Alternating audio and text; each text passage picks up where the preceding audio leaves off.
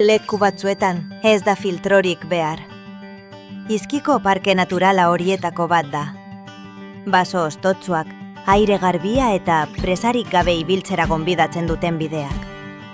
Hemen, landaretzat dena biltzen du. Eta zuhaitzen gainean, goi-goian, hegan egiten dute zerutik basoa zaintzen duten hegaztiak.